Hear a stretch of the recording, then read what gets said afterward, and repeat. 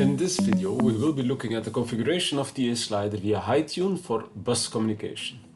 We will be referring to Modbus and Bacnet, not to KNX, since the setup is done via the ATS software. So we will make an offline configuration. So I'll start a new configuration, as you see here, TA slider configuration.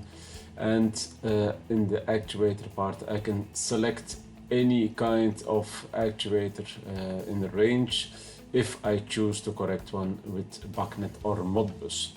Let's start with Bacnet for this exercise. So as you can see here in the bus menu, we can click open and then select the baud rate as one of the parameters that are settable. The baud rate is now set to auto detect, but we can change from a minimum to a maximum value from 9600.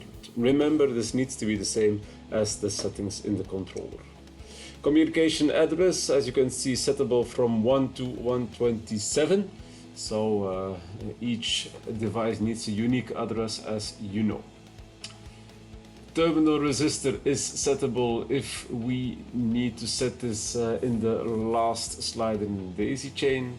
We can change the cyclic control timeout from 0 to 60 seconds and then have this automatic object ID, which will create object ID out of the serial number. We can change the device name, which is standard, the TA slider 160 Bacnet, as you see here, or 160 Modbus or 500, depending on the type of slider. Below we see the hybrid mode. Hybrid mode means that we will have a 0 to 10 volts input signal or an analog input signal in combination with bus communication. And then we can select the binary input as none, reaction, bus changeover or flushing. Okay, you see here, as we have put it in hybrid mode, the input signal is set from proportional 0 to 10 volt, so we can easily change that back there. Okay, let's turn off the hybrid mode again and see what happens. Well, in the input signal we now have bus communication as an input signal. Let's change to Modbus and see what the differences are there, because settings will be depending on the type of bus. We click on the bus menu again, you see that it has changed to Modbus RTU. Again, we can set the baud rate with the different values.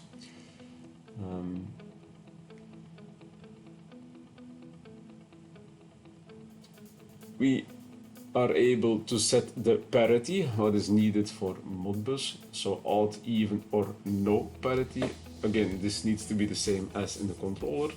The client ID is a bit the same as the address we had in Bacnet, is settable from 1 to 127 also. The terminal resistor and the automatic device name. We don't have this object ID as Modbus is not working with this object IDs. Again, the possibility to change the reaction when changing the bus binary input. Don't forget to save your configuration afterwards, and the configuration for bus is done.